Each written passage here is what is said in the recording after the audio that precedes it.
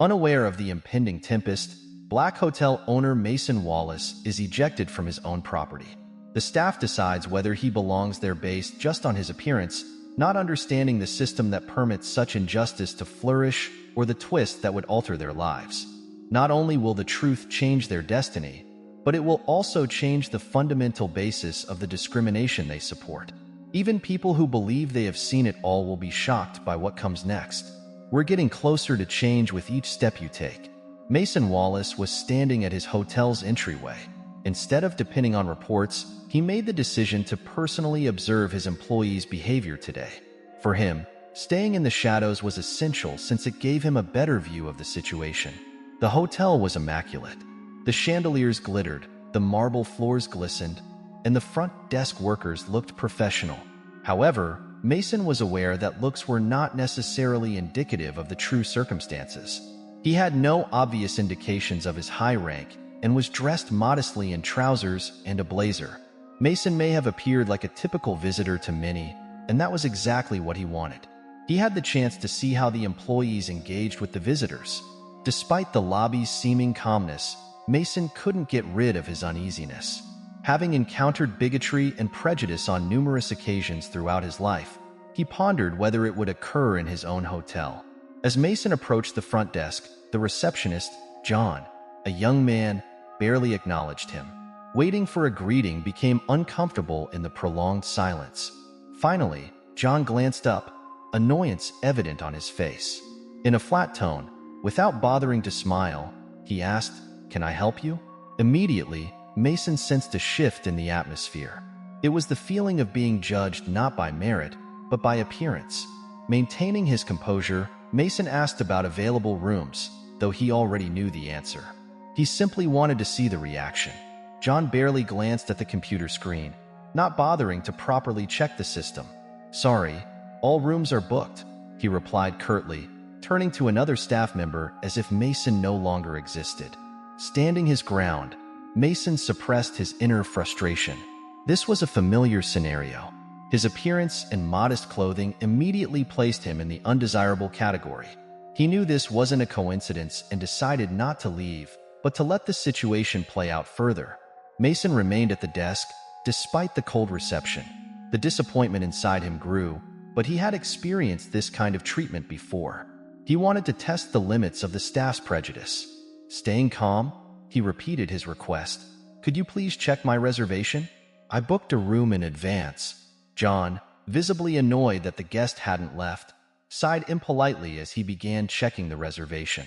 His every gesture and glance conveyed his frustration. Mason was merely an inconvenience to be dismissed. John tapped a few keys lazily, then smirked while saying, "Sorry, I don't see your reservation here," his tone clearly suggesting, "Get lost?" Mason felt the tension rise inside him, but remained outwardly calm. He recognized the familiar behavior, being judged solely on appearance.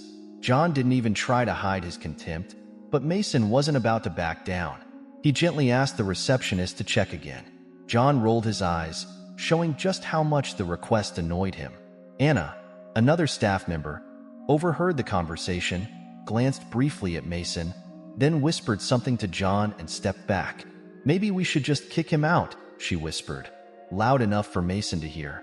That phrase stirred a mix of anger and disappointment in Mason. He had often encountered such attitudes, as if his mere presence was somehow undeserving. John turned to Mason again. "I already told you, we don't have any rooms for you. Maybe you should find somewhere else to stay," he sneered. His tone was so dismissive that Mason realized this wasn't about the hotel or the reservation. It was because he was black and didn't look like what they expected of a guest in such a place. The administrator's words hung in the air as Mason felt a familiar surge of anger. It was all too familiar. He looked at John, who didn't even try to conceal his disdain, realizing that this wasn't just a frustrated employee, but a product of a system soaked in racial prejudice. Every time he faced something like this, it reminded him that his achievements, his status, could be erased in an instant, simply because of the color of his skin. Mason took a deep breath, trying to control the storm within. In moments like this, his father's words echoed in his mind. He remembered how his father had taught him from a young age, You must work twice as hard and be twice as good, because the world will always judge you by your skin, not your abilities. His father didn't just preach it, he lived by it. He had taught Mason that respect must be earned, even when the system didn't want to give it. But every time he encountered situations like this, it felt like all those efforts were devalued. Doubts began to creep in. Should he fight now? Would it be better to simply leave and forget the situation? But Mason knew that this wasn't just an incident. This moment was bigger than a simple conflict with employees. It was a challenge that couldn't be ignored. If he walked away now, without revealing his true identity, it would mean accepting that this kind of treatment was normal, that it could be tolerated. Mason also thought of the other hotel guests, who may have faced the same treatment, but didn't have the power to defend themselves. His inner conflict grew stronger. Should he reveal his authority now, or allow the situation to unfold a bit more? He wanted to see just how far these people would go in their biased behavior. These thoughts quickly turned to resolve. He was here not just as a guest, but as the owner, and this was his chance to find out how things really stood in his hotel. Mason knew that only through moments like these could he truly impact the system that allowed such situations to happen. Realizing that Mason wasn't going to leave, John was losing his patience. He glanced at Anna, seeking support. Crossing his arms, John spoke with obvious irritation. "I said there are no rooms for you. I don't know what you're not understanding, but you need to leave." His tone left no room for doubt. This wasn't just a refusal of service. It was a blatant attempt to expel Mason as an unwanted guest. Anna, sensing the rising tension, stepped closer and added, "Maybe we should call security. We don't have time for these kinds of problems." The word problem hung in the air like a sentence, and Mason could clearly hear the subtext. They didn't want someone like him here. Mason looked at both of them, outwardly calm, though a mix of anger and disappointment bubbled inside. He knew that many in his position would have left long ago, exhausted by a system that so openly rejected them. But now was not the time to back down. He decided to let the situation play out a little longer, to see just how deep this prejudice would run. John nodded to Anna, who wasted no time calling security. Within minutes, two burly men in uniforms appeared in the lobby. Their presence instantly intensified the situation. One of them, tall and broad, walked straight up to Mason without asking any questions. "Sir, you've been asked to leave the hotel. We'll escort you out," he said without even trying to understand what was going on. Mason looked at the guards, realizing the situation was quickly turning into a confrontation. The security guards weren't interested in resolving the issue or understanding it. For them, the fact that the receptionist had deemed this guest undesirable was reason enough to act. This was yet another example of systemic racism, where one person's prejudice became the group's decision without question. Holding back his internal rage, Mason firmly responded, "I'm not leaving. I have the right to be here." The guards exchanged glances, and the second one, in a harsher tone, added, "If you don't leave voluntarily, we'll have to use force." This was the boiling point. Mason knew that the conflict had reached its climax, and now it was time to reveal his true identity. The security guards, having seen no response to their warning, moved forward. One of them took Mason by the elbow, attempting to forcibly remove him from the hotel. That action was the last straw. Mason knew that if he allowed himself to be pushed out, it wouldn't just be a personal defeat. It would be a silent admission that such systemic bias and discrimination were acceptable. He quickly pulled his arm free, leaving the guard momentarily stunned, and calmly said, "It seems you don't know who you're dealing with." The security guards exchanged confused looks, one of them sneering dismissively. "And who might you be?" asked the second guard, his tone mocking. At that moment, Mason pulled out his wallet from an inner pocket and showed them his ID, clearly identifying him as the owner of the hotel and an entire chain of hotels. John, Anna, and the guards froze, shocked by this unexpected revelation. Their faces changed in an instant. Where once there had been contempt and arrogance, there was now confusion and fear. John gulped, realizing the gravity of his mistake. "This is a joke, right?" Anna muttered weakly, staring at Mason's ID. But his gaze left no doubt. He was the owner, and the situation was now completely out of their control. "You've just tried to throw the owner of the hotel out because you judged me based on how I look," Mason said slowly and firmly, his voice calm but full of authority. He put the ID back in his pocket and looked directly at John. You didn't even bother to check my reservation. You didn't think I could be someone important. All you saw was how I look. A heavy silence fell over the room. The guards didn't know what to say. John, now visibly shaken, tried to find words to justify himself. But understanding the enormity of what had just happened, all he could manage was, We didn't know. Anna, who had been standing nearby, was also at a loss, not knowing how to react to this sudden reversal. Mason continued to look at them with cold determination. He knew this was a pivotal moment, not just for him, but for the system that allowed such treatment to occur. The silence that enveloped the lobby was deafening. John, Anna, and the security guard stood frozen, unsure of how to get out of this mess. Their faces were full of confusion and shame. Mason kept looking at them, feeling the tension building in the air. This was the moment when all their confidence and arrogance collapsed in an instant. You didn't know? Did you need to know who I was to show basic respect? Mason said calmly, but his words carried weight. Anna and John remained silent, as if their words were stuck in their throats. They realized that their actions were dictated not by hotel policies, but by their own biased assumptions about who was worthy to stay at this hotel. Mason decided to say no more because he knew they already understood. Now it was up to the hotel's management to deal with the consequences. The security guards, realizing that things had gone too far, began to edge away, hoping their role in the incident would be forgotten. But Mason turned to them. You thought you could decide who had the right to be here based solely on appearance? The guards stood silently, knowing that their actions were now under scrutiny. A few minutes later, the hotel manager appeared in the lobby. His face was tense as he learned what had happened. He approached Mason with an expression of deep guilt. Mr. Walker, I deeply apologize for this incident. I can't believe this happened at our hotel. His voice full of panic and shame. Mason gave him a calm look. I'm not here for apologies. I'm here for change, he said, his voice firm. The manager nodded, clearly understanding that this incident was about more than just an isolated case. It was a symptom of a much deeper problem that needed urgent attention. You'll need to reconsider how your staff is trained and how they operate, Mason continued. I won't tolerate anyone facing this kind of treatment in my hotel. This isn't the first case of bias, and if you don't change your policies, it won't be the last.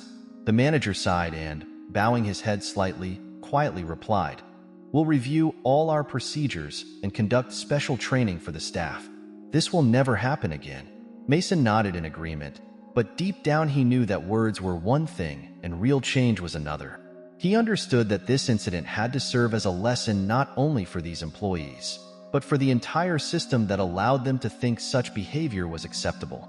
After the meeting with the manager, Mason left the lobby and sat on a couch in the hotel's lounge. He knew that this incident was only the tip of the iceberg, and the prejudice he had encountered ran deep throughout many layers of society. He thought back to conversations with his father, who always reminded him, Don't be afraid to raise your head and fight for what's right. These words had stuck with him throughout his life, and today they felt especially relevant. Mason dialed the number of his wife, Leah.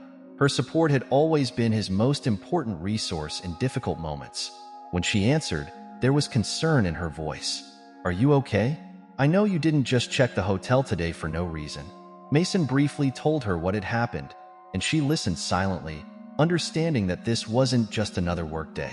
I knew you'd eventually face something like this, Leah said, but I'm proud that you didn't just accept it. You decided to change the situation. Her words gave Mason a sense of relief. He knew that his family would always be his rock, and that gave him the strength to keep fighting. You always said you wanted to create a space where other people wouldn't have to deal with what you've been through. That's been your plan from the start, not just to be successful, but to use that success to change the world around you. Today, you took another step in that direction, Leah added. Her words reinforced Mason's resolve. He knew that the support of his family was what gave him the strength to keep pushing forward, even when it seemed like the system was too entrenched to change. Mason also knew that his actions would have a ripple effect on the hotel staff and their attitudes toward guests.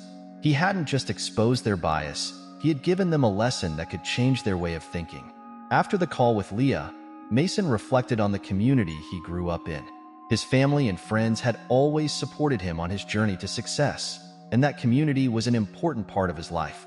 He knew that many people who faced discrimination didn't have the same resources or opportunities he had.